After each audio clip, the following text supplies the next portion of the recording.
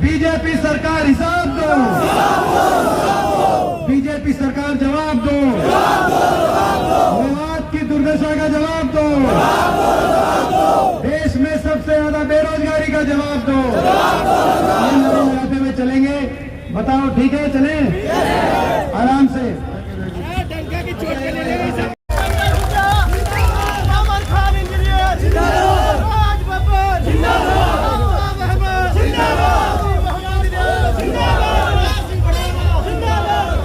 अस्सलाम वालेकुम। हमारे बीच में हमारे एक ऐसे भारतीय राष्ट्रीय कांग्रेस के नेता जो आपके बीच में आए और आपको आवाज देने का काम किया। जो चुनाव लड़े जाते हैं तो चुनाव में जो चुन के जाते हैं वो अपने क्षेत्र की विकास की आवाज बनते हैं, क्षेत्र को आगे लेके जाने की विकास बनते हैं। लेकिन मैं मानता हूं कि आपने बहुत आशीर्वाद दिया। जबरदस्त चुनाव था, हार जीत होती है, जबरदस्त चुनाव था। देश में किसी को उम्मीद नहीं थी। गुड़गांव लोकसभा चुनाव इतना नजदीकी चुनाव है, देश में किसी को उम्मीद नहीं थी। आपने चौंका दिया पूरे देश को। नतीजा कुछ भी रहा हो, लेकिन आपने देखा होगा, उनको मैं इस बात के लिए बधाई देता हूं। जो लोग चुनाव में किसी कारणवश आगे पीछे कुछ हो जाता है तो 5 साल तक फिर दिखाई नहीं देते, लेकिन उस नतीजे आने के बाद लगातार आपकी आवाज बनकर जो केवल हरियाणा ही नहीं पूरे देश में गूंज रहे हैं मेरे भाई राज बब्बर जी, उनको मैं बहुत बहुत इस बात के लिए बधाई देता हूं।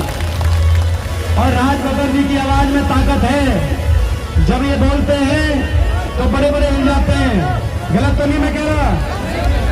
आप देखो, राज बब्बर जी की आवाज में इतनी ताकत है, बोलते हैं बड़े बड़े हिल जाते हैं। गुड़गांव जाके आवाज उठाई कि गुड़गांव में सफाई का क्या व्यवस्था है, गुड़गांव कचरा सिटी कैसे बन गई, तो आज पूरी हरियाणा की सरकार झुकी हुई है गुड़गांव में, जो 10 साल से लापरवाह सरकार। तो आज ये आपकी आवाज में ताकत है और वो ताकत देने का काम आप सबने किया है, तो मैं आप सबको भी बहुत बहुत इसके लिए बधाई देता हूं। खूब सांसद यहाँ से रहे, अवतार भड़ाना जी, बड़ी आपकी सेवा करी, आज विशेष तौर पे आए हैं। हमारे भाई और हुड्डा साहब के कैसे विश्वास पात्र जो कंधे से कंधा मिलाकर हमेशा उनके साथ इस संघर्ष में हरियाणा में बदलाव हो। आफ्ताब अहमद जी, हमारे आदरणीय इलियास जी, हमारे विधायक, हमारे आपके लोकप्रिय विधायक, ऐसे लोकप्रिय विधायक कि जब राहुल जी की यात्रा बनी तो हमने ये कहा कि कहां से शुरू कराएं। 90 विधानसभाएं हैं हरियाणा के अंदर, कांग्रेस के 31 विधायक थे और अलग अलग बात आई कहां से कराएं, लेकिन जहां सबसे मजबूत आवाज आई हमने कहा यहीं से कराएंगे राहुल जी की यात्रा की शुरुआत। ऐसे हमेशा आपके लिए लड़ाई लड़ते हैं, मजबूती से आपकी लड़ाई लड़ते हैं। विधानसभा में भी हमने देखा है और सड़क से लेकर और सदन तक आपके लिए लड़ाई लड़ते हैं। आपके लोकप्रिय विधायक है, सुख दुख में शामिल रहते हैं। मुझे लग रहा था कि आज 16वां हल्का है, लगातार चल रहे हैं और आज थोड़ा लेट प्रोग्राम है, गर्मी ज्यादा है। मैं इतनी गर्मी में कितने साथी साथ चलेंगे, नहीं साथ चलेंगे, लेकिन जब इन्होंने शुरू में आपसे पूछा कि कौन कौन साथ चलेगा, तो मैं देख रहा था एक एक ने हाथ खड़ा किया। ये आपकी इनके प्रति आपका प्यार और इनका आपके प्रति भावना वो का प्रतीक था जो एक ने हाथ खड़ा किया। भाई ममन जी, सभी सम्मानित मंच, एक का नाम ना लेते हुए, कोई ज्यादा भाषण का नहीं, आज तो चलने का प्रोग्राम, भाषण का तो क्या है। और क्यों चल रहे हैं? हिसाब मांग रहे हैं इनसे, हरियाणा मांगे हिसाब। 10 साल बीजेपी के हो गए, 10 साल हरियाणा को। आज हरियाणा की दुर्दशा के लिए कोई जिम्मेदार है तो कौन है? बीजेपी जिम्मेदार है। हिसाब इनसे मांग रहे हैं कि 10 साल के बाद हरियाणा का भट्टा क्यों बैठाया आपने? देश में सबसे ज्यादा बेरोजगारी आज कहां है? हरियाणा में। 10 साल की बीजेपी के सरकार के बाद देश में सबसे ज्यादा बेरोजगारी हरियाणा में। हरियाणा के नौजवान को सीटी में उलझा दिया, कच्ची भर्ती में उलझा दिया, कौशल निगम में कच्ची भर्ती ले आए, कच्ची भर्ती की राजधानी बना दिया हरियाणा को। देश में सबसे ज्यादा अपराध और क्राइम अगर कहीं है अपराध दर, तो आज वो हरियाणा के अंदर है। नशे में पंजाब से आगे निकल गया हरियाणा, ऐसी स्थिति बन गई हरियाणा के अंदर। आज गरीब आदमी के हक को मारने का काम हुआ। जितनी योजनाएं चल रही थी एससी समाज की, बैकवर्ड समाज की, बीपीएल के 36 बिरादरी के परिवारों की जो योजनाएं चल रही थी हमारे समय, 100 गज के प्लॉट की स्कीम, पीने के पानी की टंकी टूटी और मुफ्त पानी के कनेक्शन की स्कीम, वो सारी स्कीम्स खत्म करके पानी के बिल पकड़ा दिए गरीब आदमी के हाथ में। ऐसी ये सरकार साबित हुई। आज ऐसी सरकार साबित हुई। देश में सबसे ज्यादा बेरोजगारी, देश में सबसे ज्यादा महंगाई, सबसे ज्यादा अपराध तो है ही, लेकिन सबसे ज्यादा सरकार का घमंड भी अगर कहीं देखने को मिला तो बीजेपी की हरियाणा की सरकार में देखने को मिला। आपने देखा होगा कोई ऐसा वर्ग नहीं जिस वर्ग के ऊपर अत्याचार नहीं किया हो, और कोई ऐसा वर्ग नहीं वो सड़क पे ना आया हो इस सरकार में, और उस सरकार ने उस वर्ग के इसका अपमान ना किया हो। 750 किसानों की जान की कुर्बानी लेने वाली ये सरकार साबित हुई। आपने देखा होगा इस लोकसभा में ये जो सेशन चल रहा है, परसों मैंने आवाज उठाई कि इन 750 किसानों की जान जिनकी कुर्बानी आपकी सरकार ने ली है, उनके परिवारों में कुछ ना कुछ रोजगार दें, कुछ सहायता करें। तो आपने देखा होगा शिवराज सिंह चौहान के केंद्रीय कृषि मंत्री उठ के खड़े हुए और मजाक उड़ाने लगे उन 750 किसानों का, और पूरा सारे बीजेपी के सांसद लोकसभा देखी थी कि नहीं देखी थी? देखा करो लोकसभा, सारे भाजपा के सांसद उनका मजाक उड़ा रहे थे। 750 किसानों की आप कुर्बानी का मजाक उड़ा रहे हैं। आपको याद होगा ये वही सरकार है जिसमें छोटे छोटे बच्चों को स्कूल के आगे धरने देने पड़े, 500 स्कूलों के आगे धरने हुए, बच्चों से लेकर और हमारी बेटियों तक जिनको जंतर मंतर पे धरना देना पड़ा। न्याय मांग रही थी हमारी बेटियां, ओलंपिक में मेडल लेके जो बेटियां आती हैं वो न्याय मांग रही थी, उनको अपने न्याय के लिए धरना देना पड़ा, और जब धरना देना पड़ा जंतर मंतर पे उनको घसीटा गया, और जब हमने ये आवाज उठाई तो हमें भी निशाने पे लिया गया। सरपंचों से हमारी छोटे बच्चों से लेकर बेटियों तक, किसान से लेकर आड़तियों तक, व्यापारी से लेकर कर्मचारी, ओल्ड पेंशन स्कीम के ले गए कर्मचारियों पे लाठीचार्ज, सरपंच गए अपने पंचायती राज के अधिकार मानने, सरपंचों पे लाठीचार्ज। कोई ऐसा वर्ग नहीं जिस वर्ग की का अपमान इस सरकार ने ना किया हो। तो मैं पूछता हूं आपसे, तो ऐसी सरकार से हिसाब मांगना चाहिए कि नहीं मांगना चाहिए? और जो हम हिसाब मांगते हैं तो इनके बड़े बड़े मंत्री आते हैं दिल्ली से, और इनके बड़े बड़े नेता आते हैं दिल्ली से। पीछे केंद्रीय गृह मंत्री जी आए और उन्होंने महेंद्रगढ़ में कहा कि हुड्डा जी हिसाब मांग रहे हैं, हुड्डा जी से हम हिसाब लेंगे। इनके मुख्यमंत्री कह रहे हैं हम हिसाब नहीं देंगे। इनके एक और मंत्री जो हरियाणा के प्रभारी बने हैं धर्मेंद्र प्रधान जी, वो आए, उन्होंने कहा कि हम हिसाब नहीं देंगे, हम तो हिसाब लेंगे। अब आप बताओ, 10 साल हरियाणा का भट्टा भी बिठा दिया और हिसाब देने से भी मना कर रहे हैं। दिल्ली से बड़े बड़े नेता आ रहे हैं, कह रहे हैं हिसाब नहीं देंगे। मैं उनको कहना चाहता हूं बीजेपी के नेताओं को, ये हरियाणा है प्रधान, ये हरियाणा है प्रधान। हरियाणा का आदमी सच्चा है, सीधा है, ईमानदार है, ठगा भी जाता है। लोग आके ठग लेते हैं हमें,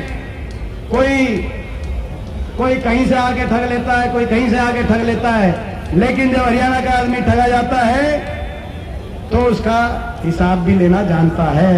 सही बात है कि नहीं है? तो भाई ये हमारा अभियान है कि बीजेपी से हम हिसाब लेंगे और हरियाणा को विकास की तरफ। और हिसाब केवल हरियाणा ही नहीं मांग रहा, जो आप साहब जी ने कहा, मेवात मांग रहा है हिसाब, मेवात मांग रहा है हिसाब। ये जिला और ये इलाका, मुझे गर्व है कि मेरे रगों में वो संस्कार है, मेरे रगों में चौधरी रणवीर सिंह जी के संस्कार हैं। मुझे गर्व है जो गांधी जी को घासेड़ा में लेकर आए। मुझे गर्व है मेरे रगों में चौधरी भूपेंद्र सिंह हुड्डा जी के संस्कार हैं, जिनकी कलम से मेवात अलग जिला बना। और भाई मैं समझता हूं कि आज ये 10 साल से जो भेदभाव, जो अनदेखी इस इलाके के साथ हुई है, आज हिसाब मांग रहा है ये इलाका। क्या हुआ कि हमने जब मेडिकल कॉलेज बनाया था, जिस मेडिकल कॉलेज का क्या हाल है, क्या दुर्दशा आप देख रहे हैं। जो उस समय मेवात कैनाल के लिए 300 करोड़ की लागत से मेवात कैनाल का जो निर्माण कार्य शुरू कराया था, आज देख रहे हैं। जो कोटला झील की जो हमने शुरुआत करी थी वो आप देख रहे हैं। रेल की लाइन जो 2013 में मंजूर रेल की लाइन, ये कहकर हुड्डा सरकार ने प्रस्ताव भिजवाया था केंद्र सरकार को कि 50% सारा खर्च हरियाणा सरकार देगी और ये रेल की लाइन यहाँ जिरका से होते हुए अलवर तक 50 किलोमीटर तक कोई रेल का, राज बब्बर जी, कोई यहाँ पे रेल का कोई स्टेशन नहीं है, ये ऐसा इलाका है। और 10 साल से मंजूर शुदा वो रेल की लाइन 10 साल से कौन से ठंडे बस्ते में उसको पहुंच गई पता नहीं, ना रेल की लाइन बनी, ना ये 4 लेन हाईवे बना। आज वही का वही मेवात 10 साल में कोई एक काम नहीं किया, बल्कि जो चल रहे थे उनको पटरी से उतारने का काम इस बीजेपी की सरकार ने किया। मैं बीजेपी सरकार वालों को कहना चाहता हूं कि अभी ज्यादा समय आपका बचा नहीं, 2 महीने का आपका समय है, 2 महीने का आपका समय है। अब तो आप क्या करोगे? अब तो हम करेंगे। कांग्रेस की सरकार बनेगी, 35 दिन की ये सरकार बची है।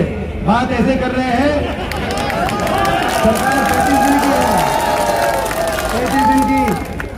अभी बीजेपी वालों कहना चाहता हूं, आप तो कह रहे हैं कि हम हिसाब नहीं देंगे, हुड्डा साहब से हिसाब लेंगे, कह रहे हैं हम हिसाब नहीं देंगे 10 साल का। अगर आप मुझसे हिसाब लोगे तो कोई बात नहीं, मैं भी हिसाब दे देता हूं बीजेपी वालों को। आप कह रहे हिसाब नहीं दोगे, हुड्डा साहब से हिसाब लोगे, मेरा हिसाब भी लिख के रख लो बीजेपी वालों। लोकसभा चुनाव में बीजेपी को किया था हमने हाफ, किया था कि नहीं किया था हाफ? कितनी सीट आई? हाफ हो गए थे, 10 से 5 पे लुढ़क गए। 10 में भी बड़ी मुश्किल से सरकार बनाई थी, दुष्यंत चौटाला की मदद से सरकार बना ली। ये तो पिछली बार भी काम कर दिया था, इस बार तो दुष्यंत चौटाला का ही काम हो गया, तो आप देख रहे हो। तो बीजेपी वालों मैं आपको कहना चाहता हूं, हिसाब आप हमसे मांग रहे हो तो हिसाब लो। लोकसभा चुनाव में हरियाणा में आपको किया था हाफ, विधानसभा चुनाव में आपको कर देंगे साफ। 35 दिन की सरकार बनी कांग्रेस पार्टी को आगे लेके जाएंगे पूरे हरियाणा को, रेल की लाइन भी बिछेगी। और सर अफसोस से भी कहना चाहता हूं, जिन्होंने ठंडे बस्ते में मेवात की परियोजनाओं को ठंडे बस्ते में डालने का काम किया, सारे अफसरों से कहना चाहता हूं, ठंडे बस्तों को ढूंढो, उन फाइलों को तैयार करो। जिस दिन हमारी सरकार बनेगी, ये रेल की लाइन, ये 4 लेन, ये जो सारे मेवात के पेंडिंग प्रोजेक्ट्स हैं, यहाँ के विश्वविद्यालय की, यहाँ की यूनिवर्सिटी की बात है, इन सारी फाइलों को लेकर जो अफसर सबसे पहले आएगा उसका हम ख्याल रखेंगे। आप तैयार करो इन फाइलों को। तो इन्हीं शब्दों के साथ अब हम चलेंगे, यहां से चलेंगे बड़ी शांति से, बड़े शांति से चलेंगे। चलने का वही हमारा अनुशासन होगा। भाई पहले तो ये बताओ कौन कौन आखिर तक चलेगा? देखते हैं आज मेवात के हमारे भाई कौन कौन चलेंगे। मैं देखूंगा नजर। और देखो 16 विधानसभा आज करके यहां मैं आया हूं, 16 विधानसभा करके कई नौजवान साथी आखिर में, देखो बीच में फोटो नहीं, आखिर में खिंचवाएंगे जो आप सेल्फी फोटो। और आखिर में कई नौजवान साथी कहते हैं कि हम चल रहे थे साथ, उसका भी हमारे पास टेस्ट है, उसका टेस्ट है कौन चल रहा था कौन नहीं चल रहा था। जिसका कुर्ता सूखा होगा वो साथ में चल रहा था। तो कई आदमी ऐसे दिखाई दे रहे हैं जो भाग के अपनी गाड़ी में बैठेंगे, कोई इधर बैठेगा कोई दुकान में बैठेगा, और आखिर में ज्यादा कूदेंगे सबसे पहले। तो भाई कौन कौन साथ चलेगा हाथ खड़ा करना, भाई देख लेते हैं। अनुशासन से पहले एक मीडिया की वैन है, उस मीडिया की वैन के पीछे दूर से दिख जाएगी आपको मीडिया के जो साथी जो हैं, जो अपना आपकी जो है, तो मीडिया की वैन के पीछे सारी सीनियर लीडरशिप चलेगी बिल्कुल आराम से। और सीनियर लीडरशिप के पीछे आप सब चलना, आगे चलने का फायदा नहीं। आप आगे चलोगे तो मीडिया वाले आपको नहीं दिखाएंगे। आप समझ गए कि नहीं समझ गए? ये मीडिया वाले भी वो मीडिया वाले हैं, ये कैमरे लेकर आपको दिखाने नहीं आए। बीच में अगर कोई बीच में थोड़ा सा खाली पैच दिख गया, वो खाली पैच चलेगा, आपको पता है इनसे भी लड़ाई लड़ रहे हैं हम। तो ये वो वाला मीडिया वाले हैं। एक एम्बुलेंस फंस गई, उस एम्बुलेंस को सर्वप्रथम निकलवाने का सभी सहयोग करें, और उसके बाद मीडिया वैन के पीछे हम लोग, हमारे पीछे आप सब, और नारा एक ही लगाते जाएंगे, बीजेपी सरकार जवाब दो, जवाब दो, जवाब दो, बीजेपी सरकार हिसाब दो, हिसाब दो, हिसाब दो।